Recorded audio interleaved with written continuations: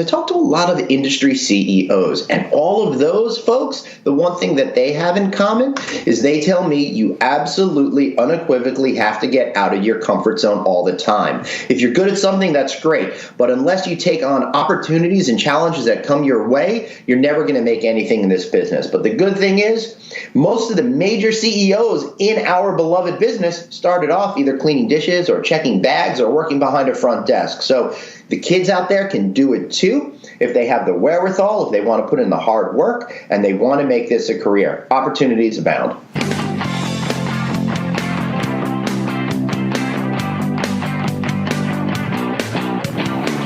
This is Hospitality One-to-One, conversations on the industry. Here's your host, Chris Bennis. Thanks for listening to the Hospitality One-to-One podcast. Joining us today is Glenn Haussman. Glenn is the consummate road warrior and self-proclaimed hotel industry know-it-all. Go ahead, just ask him. Glenn's also the host of the No Vacancy hotel industry-focused podcast, custom content creator, and sought-after event speaker and host. He even served as an adjunct professor at New York University, something he still cannot believe actually happened. Constantly on the road for work, he mixes and mingles with top executives from all over the world, sharing their success secrets and strategies with his audience. Glenn has been quoted as a travel industry expert in publications like the New York Times, USA Today, Washington Post, MSNBC.com, CNN.com, and the Chicago Tribune. And now, Glenn Haussman. Glenn, thank you so much for speaking today. Hey, my pleasure. I'm absolutely thrilled to be here, although I'm not sure it says a lot about your judgment for booking guests. Well, what can I say? I like to live dangerously. I, of course, run with scissors. So, whoa. Hey, I'm a rebel. I got to tell you, that is some pretty impressive stuff. The next thing that you're going to tell me is you like to open up canned foods that don't have wrappers on them. I don't know if I can handle this. Hey, if it goes a month past its expiration date, it's still good. Well, I've got a weird relationship with food, so I will tell you if it's even close to the date, I get freaked out and I have to throw it out. Well, I'll tell you what. Back to business at hand here, of course. Your reputation precedes you. So again, we're truly honored to have you here today. I want to kind of just get started, if we will. I mean, you attended the lodging conference back in October. Was there any overriding theme that some hoteliers were facing? Well, I will tell you that there are a couple of things that I saw that were happening at the lodging conference. The overarching theme was unbridled enthusiasm and confidence, which I think was just a little too much. Sure, the industry's been going great, but there are definitely challenges coming down our way, and I want people to be prepared for them and not caught off guard. That's why I was not so thrilled by how happy people were during this event. That's for sure. So, I mean, why do you think there is this, if you will, undeserved confidence?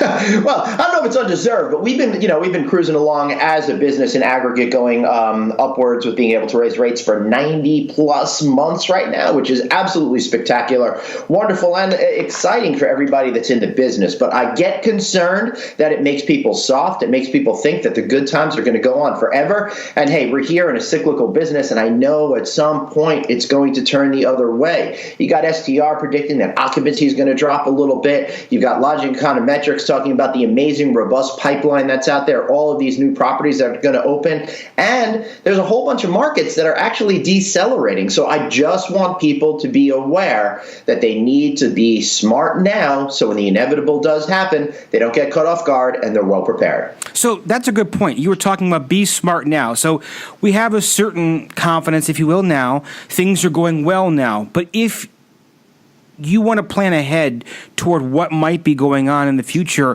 what would you suggest they do to help, if you will, protect themselves?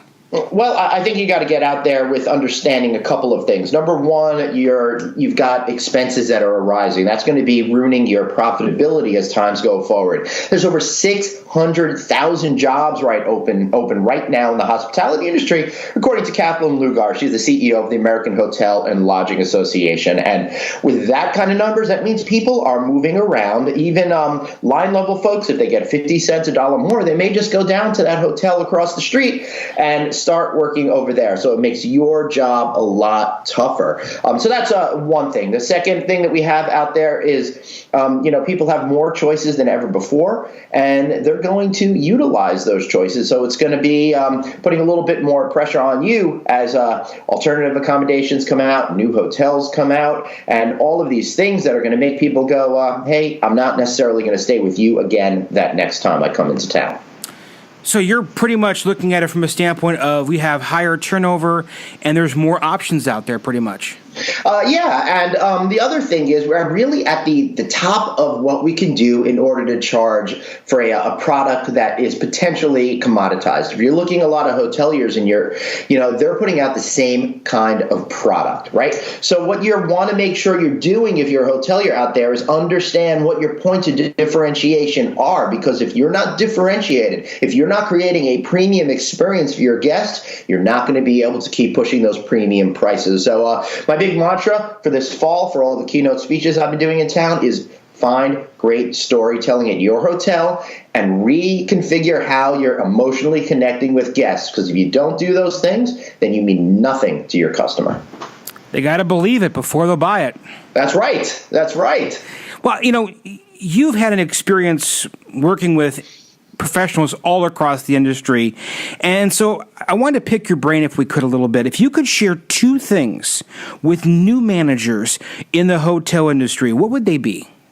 Two things with new managers in the hotel business. Ooh, this is a good one. Caught me off guard. And you always know it's a good question. And people say, hey, it's a good question. It means they got to think a little bit. So I think one of the things that people are doing is they're not taking care enough with their sales and marketing teams. Because we've had this amazing uprun for all of these years in a row, I think sometimes the sales and marketing people get soft. They become order takers instead of really being out there and networking and getting the deals that they need to be done that are going to protect the industry if it starts to decline in the future. So that would be one thing. Number two is I think hotels are still missing out on a lot of opportunity with food and beverage. And if you're a general manager, even of a select service property, I think there's great opportunities for you to start adding a little bit more local flair with either drinks or some light appetizers or whatever it might be, because people want to spend money in your hotel if you give them the opportunity to do that. And I find that is a very much a missed opportunity these days. So you're basically looking at more of an experience. It's not just a stay. It's more of a complete, from check-in to check-out, you have to evaluate when it comes to your hotel operation.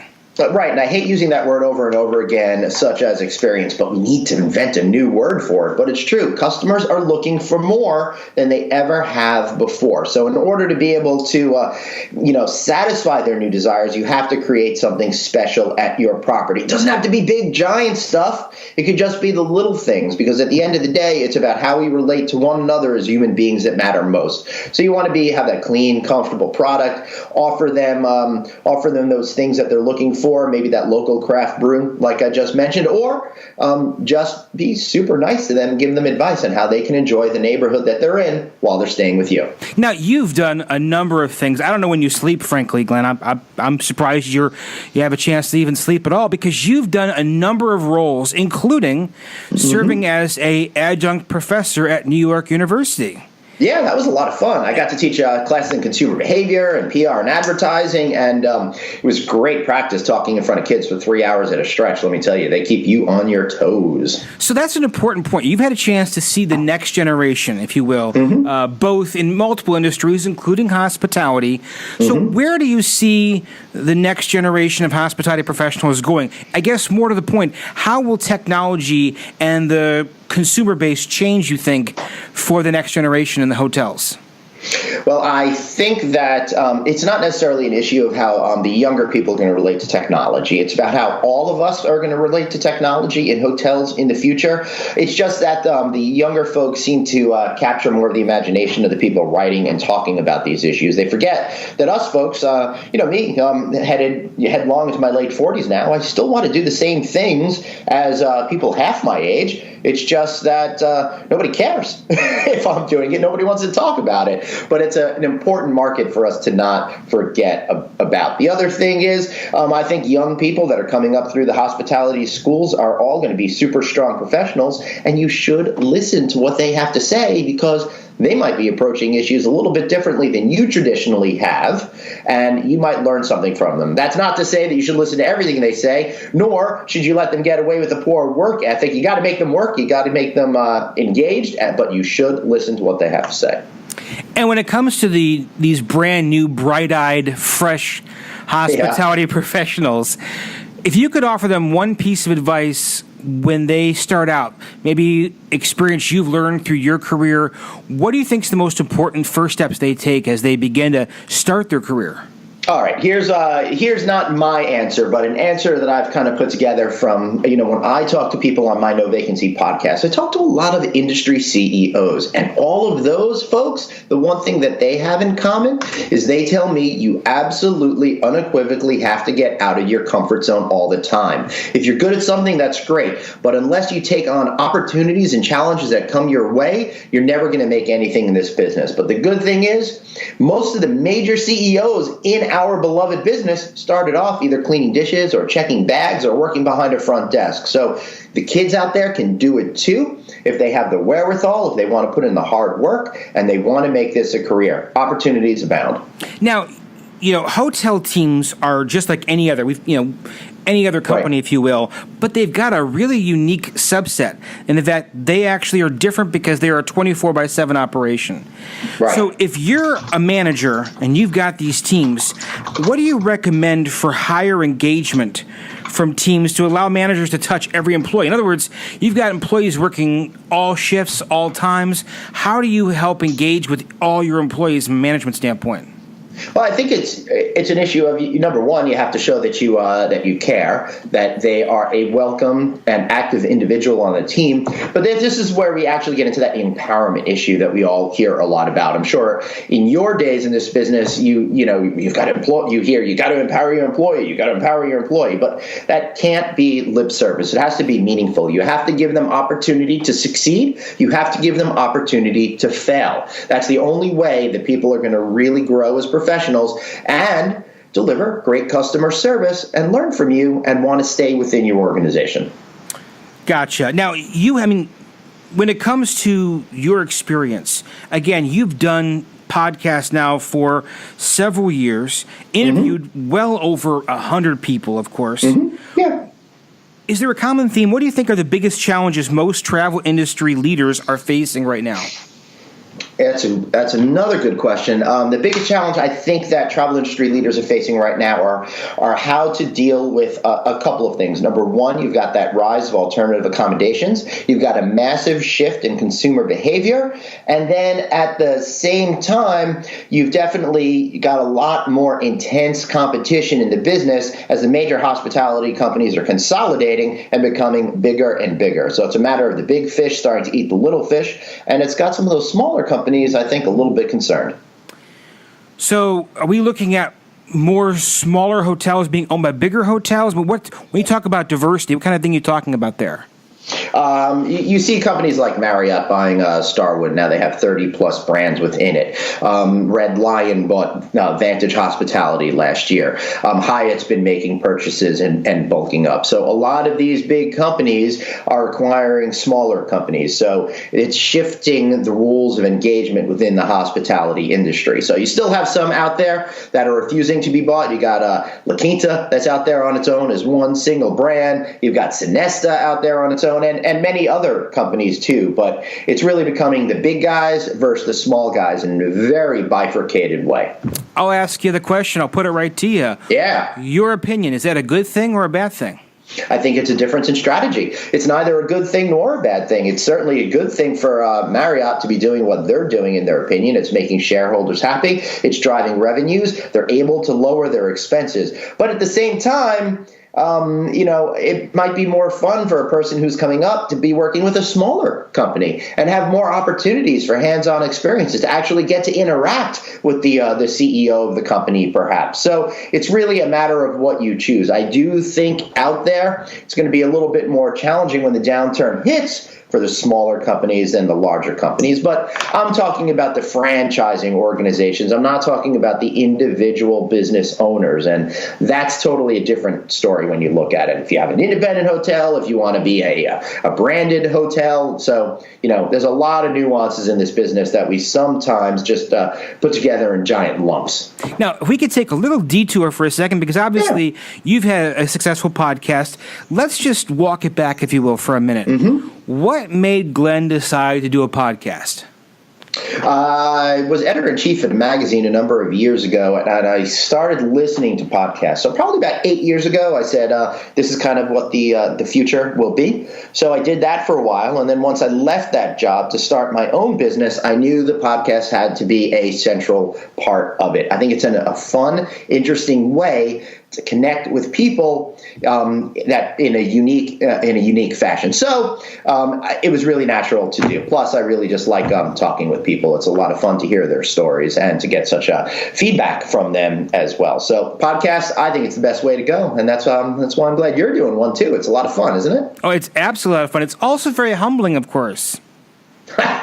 Yes, that's for sure, especially trying to make conversation and sometimes talking to, executives that you might be intimidated by. Absolutely. You've had quite the success. I know you wouldn't want to toot your own horn, but of course, you recently were selected as the top podcast by USA Today to listen to while traveling. And of course, most recently, you also were featured in the New York Times. Yeah, baby. I can't believe it. And I'm not too humble to say those things because I'm all about shameless self-promotion these days. Visit NoVacancyNews.com and subscribe to the No Vacancy podcast. But just kidding. I mean, we're all trying to find our way here, right? And I've just been at it. I've been working it, and it's just really fun now to see it all coming together and to really be able to monetize it and know that I'm getting to do something that I love. And I think, to use that oft-used phrase, at the end of the day, that's what it's all about. Finding the things that we love to do and seeing how we could make a living off of it. So I'm feeling just very lucky and very blessed and fortunate.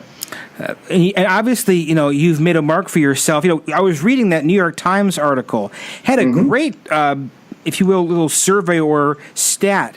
And I want to read this over with you here. Yeah, please. It says Edison Research, which tracks digital audio and podcast consumption among other new media, found that 40% of Americans over the age of 12 have listened to a podcast, and 24% have listened to one in the prior month. Now, that's up 21% versus the year before. Why do you think podcasts are on the uprise or on the swing up now? Right. First, I'd like to say those numbers are still super low, which gives all of us that are doing these podcasts plenty of room to grow. But I also think that podcasts are growing solely on their own because they connect with listeners in a fun way.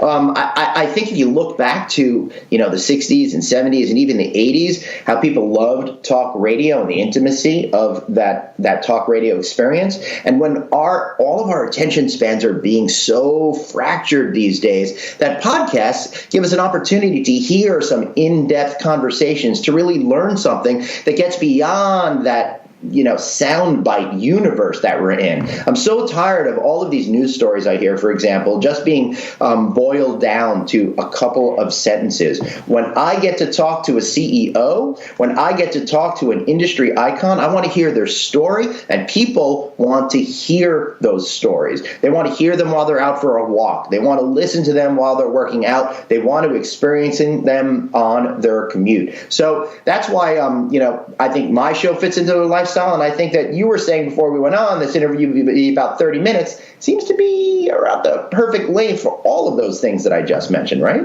That's about my attention span. After about 30 minutes, it's like squirrel. I lose I lose my attention span. Yeah, so true. So getting back, if we can, to the staffing industry, of course, because you've traveled again all over, and looking at it from a global standpoint, we know the U.S. is facing issues with higher turnover in the hospitality industry. Is this a common trend globally? I think it is a common trend globally, especially in developed countries, I should say. Sorry, I don't know why I thought companies. But what's happening is our economy and other global economies, they're shifting from a manufacturing economy to a service economy, which is really changing how people are going to be doing business and getting employed in the future. So you also see it as a tool for developing countries, tourism. So there's a great opportunity for a lot of people to get work in it, but it's a matter of figuring out what your ultimate path is going to be as an industry professional, I think. Now let's drill down on this, because we talk about turnover when it comes to the hotel industry. Why do you think there is such a high turnover? The average industry turnover is over 100%. So essentially, you're replacing every single employee at your hotel every year. Some of the best companies out there that I work with are doing 50% turnover, and that's actually pretty impressive. I think part of the problem is that, number one, you have young people that might just be doing it while they're in college for the year, right? So they work the school year, they go home, they quit. The other thing is you have jobs like housekeeping, which is a really difficult and demanding job, and people just can't make it last. And I think another element is sometimes hotels treat their employees as just staff, as they have a job, not giving them a strong sense of a career path. We have to do that a little bit better in our business in order to tell people, hey, you may be in this position today, but tomorrow you might be a general manager, like me. You might be a back office manager. You might even make it to the corporate office of this management company that operates this hotel. Now, we know that turnover can directly relate to employer brand, especially if a hotel has a reputation as having a higher turnover. What suggestions would you give to a hotel, large or small? I mean, obviously some turnover is going to happen no matter what, but how do you mitigate that? What things can you do to reduce the turnover? I think you got to treat your employees with respect.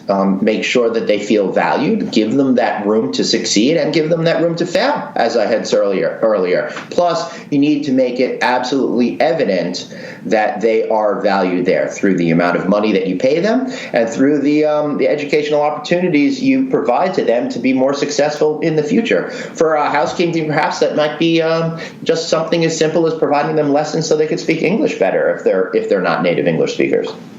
Now, if we can, walking into the hotels, of course, when it comes to those properties, the hotels, right, where do you think the plethora brands is taking us? Will it end some hard brands and continue to focus on some soft brands?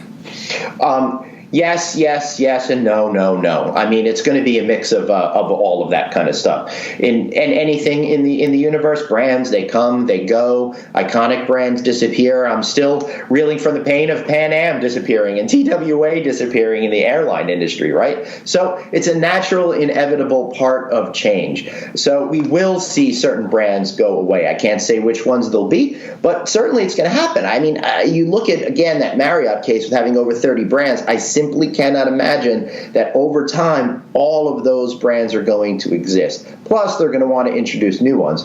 As far as the soft brands go, all of the major companies seem to have a stake in those soft brands now, and I think in general that trend will continue. You've got a lot of independent hotels out there right now, and when the downturn hits, they're going to realize, oh, I can't necessarily do it all on my own. And by affiliating with a soft brand, they get the guarantee of all of those reservations, as well as having to pay a little bit less sometimes to get those heads in the beds.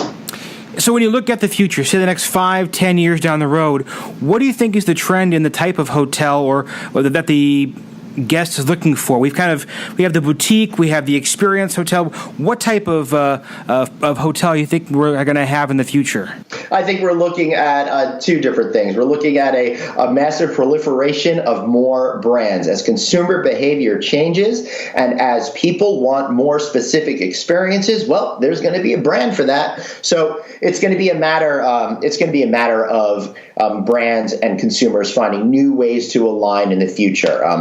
That's why you see brands. I just stayed at the Moxie Times Square this week, which is a new entrant by Marriott, which is really focused on a very different lifestyle kind of a theme. So we're going to see lots of those. I see great new brands such as Margaritaville that really appeals towards a very, very specific target audience, and they do a great job at that. So I see a lot of great brands out there. I see no reason to believe that there won't be a lot more brands out there that are going to start to appeal to people. But at the same time, some of these legacy brands, they may wind up going away if they can't stay relevant to changing consumer tastes and desires. Good stuff, Glenn. Again, thank you so much. As we wrap up, how can people get a hold of you? Well, just, when you see me, just give me a great big bear hug and you'll be holding me plenty fine. But that failing, you can tweet me at Traveling Glenn with, 2 N's in Glenn. Also, go to novacancynews.com or just go to Apple Podcasts, the Google Play Store, all of those things. Type in No Vacancy Podcast. You will find the show. Please subscribe. I'm desperate. My kids, they're teenagers. They eat all the time. I need your support so I can feed them. So that's my shameless plugs. So thanks so much for having me. Hey, everyone, please feed Glenn's kids. Yes, novacancynews.com. And if you want to subscribe to my newsletter, here's the ultimate plug. Text the word hotel to 66866. That's the word hotel, 66866, and you'll get on my newsletter. As always, we'll have a link for everything Glenn's talked about on the hospitality1to1.com website. Glenn, thank you again. It's been invaluable. Have a great rest of your day. And I want to congratulate you for starting the show, and I wish you a lot of love and success, and I hope you're a big hit. And again, congratulations on your continued success as well. Thanks, man. I appreciate it. Thanks for having me. Have a good day. Thanks for listening. Don't forget to subscribe to our podcast on iTunes or Stitcher. We're also available at facebook.com/hospitality1to1. That's hospitality, the number 1, number 2, and number 1. We're also on Twitter at hospitality1to1 and www.hospitality1to1.com.